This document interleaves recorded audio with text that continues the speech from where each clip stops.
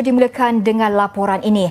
2 anggota polis terkorban dan 3 lagi cedera dalam insiden pencerobohan di Lahad Datu oleh kumpulan bersenjata dari selatan Filipina. Selain itu, 12 anggota kumpulan penceroboh itu juga dilaporkan maut dalam insiden tembak-menembak antara 2 kumpulan terbabit.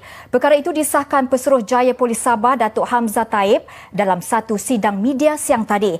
Beliau memaklumkan anggota keselamatan mula memasuki kawasan tandu kira-kira pukul 9.30 pagi tadi. Datuk Hamzah juga mengesahkan kumpulan penceroboh itu melepaskan tembakan terlebih dahulu ketika pihak berkuasa keselamatan sedang mengetatkan kepungan di lokasi persembunyian mereka di Kampung Tandu.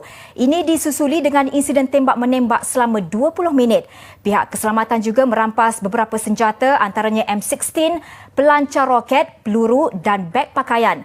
Datuk Hamzah dalam sidang media itu juga memaklumkan keadaan ketika ini masih terkawal dan tiada perintah berkurung dikuatkuasakan di Lahad Datu.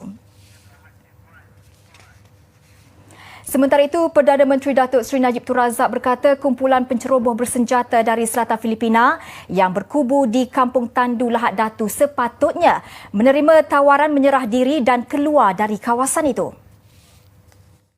Kita telah mengambil sikap yang berhemah dalam kita mengendalikan masalah pencerobohan sekumpulan di Lahad Datu. Katanya lagi, kerajaan cuba mengelak pertumpahan darah dan menyelesaikan masalah dengan baik. Perdana Menteri berkata beliau telah memberi mandat kepada Ketua Polis Negara dan Panglima Angkatan Tentera untuk mengambil sebarang tindakan terhadap kumpulan penceroboh bersenjata itu dan tiada kompromi lagi. Pihak berkuasa telah lakukan segala-galanya untuk memastikan bahawa insiden ini dapat diselesaikan dalam cara yang terbaik, iaitu nak menyelesaikannya dengan memberikan masa, dengan rundingan, dengan cara diplomasi dengan kerajaan Filipina supaya kita dapat mengelakkan pertumpahan darah dalam hal ini. Dah berapa hari ini telah pun dilakukan, ada had dan batasannya. Mungkin berlaku mulai hari ini, esok, lusa untuk memastikan perkara ini dapat diselesaikan secepat mungkin.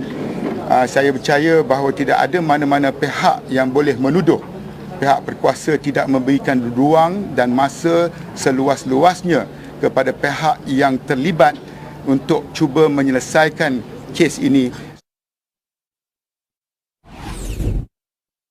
Pasukan Keselamatan Negara mengepung Kampung Tandu Lahad Datu 11 Februari lalu. Ia selepas kira-kira 180 lelaki berpakaian ala tentera dan bersenjata menaiki bot pancung menceroboh masuk perairan Malaysia pada 9 Februari lalu. Mereka menjadikan beberapa premis termasuk rumah dan surau di kampung ini sebagai pengkalan operasi. Kampung Tandu yang diduduki kumpulan itu terletak di kawasan terpencil kira-kira 130 km dari Lahad Datu. Kumpulan penceroboh ini yang dipercayai diketuai Akbi Mudin Kiram mendakwa mereka adalah tentera Raja Sulu dan menuntut Malaysia mengiktiraf Sabah sebagai milik Kesultanan Sulu. Sejak pencerobohan itu, Malaysia mengadakan beberapa siri rundingan dan menetapkan 22 Februari lepas sebagai tarikh akhir untuk pengusiran mereka. Bagaimanapun, Malaysia melanjutkan lagi tempoh pengusiran mereka kepada 26 Februari.